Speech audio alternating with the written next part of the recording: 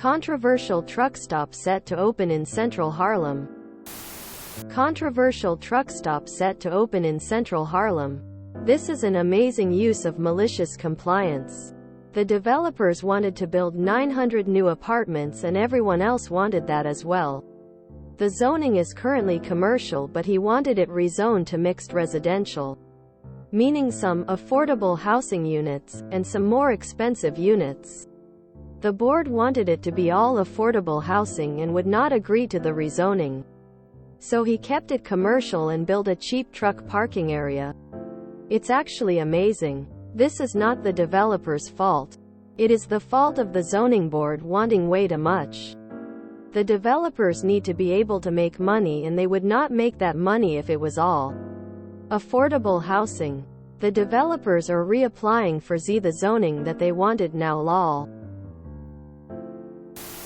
In these matters, opponents have a difficult time doing what we might call scenario planning and considering the opportunity for worse outcomes.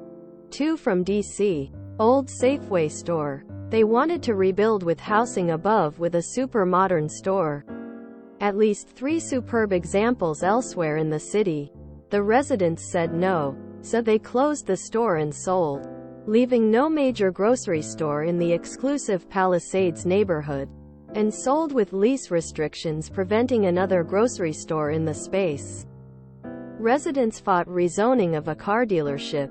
Zoning changed, but by the time it was over, the recession hit and it was a secondary location. So instead of 400 apartments and retail on the ground floor, we got a Walmart with a 75-year lease. The developer could have still done the other project, but they were happy with high profit and minimal work with zero risk, as Walmart does its own financing. I am a truck driver, so although I recognize the issues here, I'm kinda happy for drivers having a place to park. It is a huge industry safety issue. Most people, especially this zoning board, don't understand that without subsidies and tax credits, affordable housing is almost financially impossible to construct these days in any city, let alone New York. For a zoning board to just declare it all be affordable means that the development won't get financing or attract investors and won't occur. It seems the mixed affordable proposal was a great option. Fucking zoning board. Wanting housing people can afford instead of luxury apartments, pricing out the working class. Won't someone think of the poor landlords? But a truck stop will bring in tons of lot lizards along with truckers needing fuel and food. It's a win-win-win for the Harlem economy. Affordable housing is like defense. The market has failed to provide the social good. The state steps in to provide housing and a navy. The thing that people are missing is that Section 8 housing pays 70% of most low-income housing costs. A little due diligence on the landlord's part would allow both profitability and stability for everyone. I acknowledge that repair costs are higher in Section 8 housing, but this could be built into the rental fees. George Lucas wanted to build another studio on his Skywalker Ranch. The local residents complained about increased traffic and the impact on their expensive homes. Instead, Lucas decided to build affordable housing, and they were powerless to stop the project.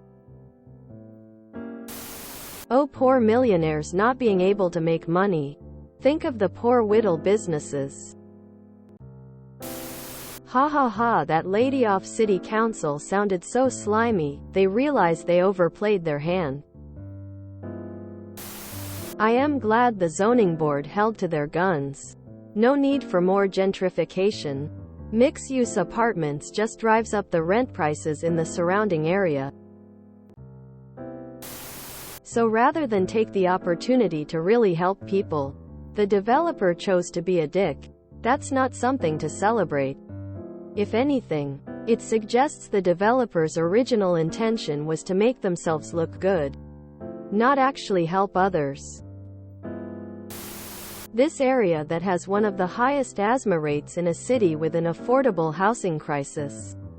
In the early 25% of children in central Harlem had asthma.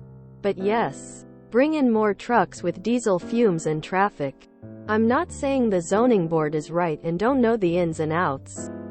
But since the malice is landing on people who don't get to make the decisions, I'm failing to see how amazing it is. Nothing in the city happens now. There was a site in Toronto I read about where a developer was fought by the locals to build a condo. As the site was originally zoned for commercial, industrial, not residential, the developer decided to opt for a multi-story storage unit rather than keep fighting for the condo. And then residents started trying to stop that. Not sure what the end result was. As of right development, baby.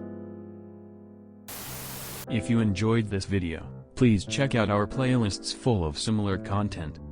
Epicaricast is like doom scrolling for your ears. Please like, share, and subscribe.